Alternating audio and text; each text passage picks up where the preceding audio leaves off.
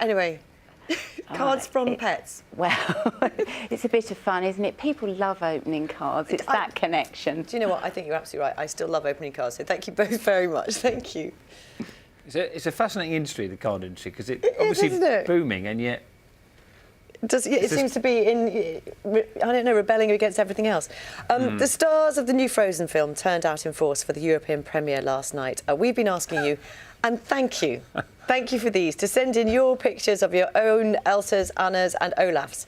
Should we have a look at them? Jones interview, I don't think any of us expected him to get emotional at the end when he was talking about his family. I mean, that was a real surprise. It was really rather lovely, actually, wasn't it? Such a lovely man, so charismatic and kind of understated. I wasn't expecting him to be like that.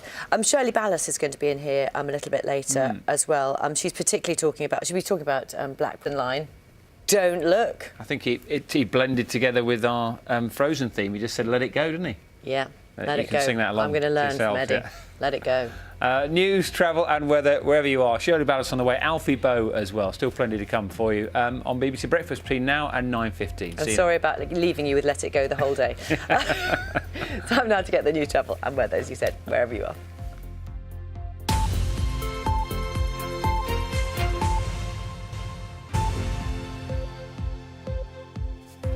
Hello, very good morning. Welcome to Breakfast with Dan Walker and Louise Minchin. It's fast approaching 8 o'clock. These are our headlines for you.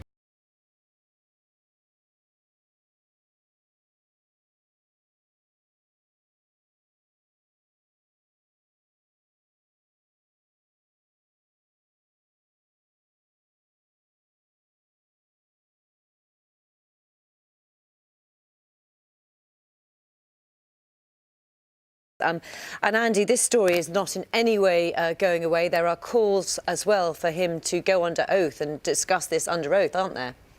For that, and we'll be back. We're talking about actually in the next 10 minutes or so with a royal correspondent actually about the impact of that interview as well. Yeah, it still continues, doesn't it, on the Monday after the weekend? Boris Johnson, Jeremy... Begin to touch the surface of what happened, does it? No. Tell us about the sentencing, because it's a minimum of 12.5 years, and that's what one of your main concerns is, isn't it? Office say that the case is under review, one of a number of cases under review. Why do you think particularly, what are the reasons? You touched on a few of them there. Why do you think that it should be appealed and that there should be a longer sentence? And it's because he was 17 that he's been treated for, you know, if he was 18, there would be different rules in place, wouldn't there? We have this crazy system in this country where...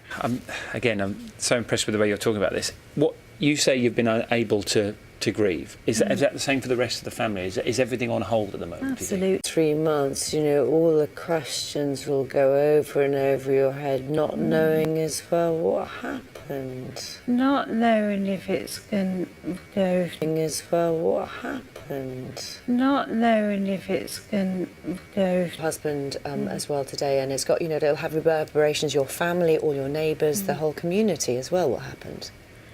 People affected by this, aren't they? Absolutely, it's terrible. Thank you very much indeed for coming to talk to us here on BBC Breakfast, and very good luck with that. Okay, thank you very much. Thank you.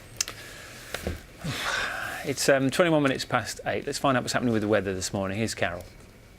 So the Conservative Party will be talking about... all the different policies, and they'll be listening intently, but will they be happy, these business leaders? Because they're all going to be... they are different policies, aren't they? Yeah, they are different, and promises in previous years that politicians would make.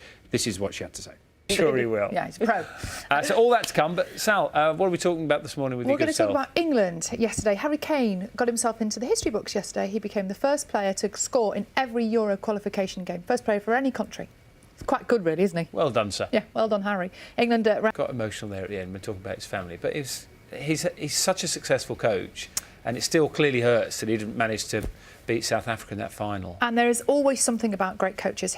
Chatting to him outside, he's interested in coaching, full stop, whatever the sport is. We had a long chat about football, and he's fascinated by football coaching techniques. And there is something, when you meet a great coach, they have something about them that you can't quite put your finger on. Yeah. And he's got it.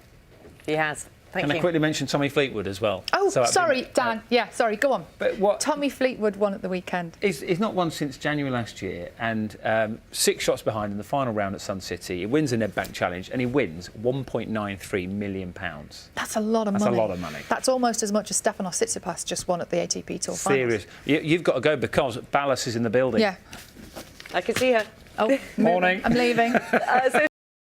Sequel to the smash hit Disney animated film. It's quite nice in here now, doesn't it? Yeah. As well as being a box office success, the first film proved a huge hit for merchandising. As John Maguire has been finding out, it's very popular at children's birthday parties.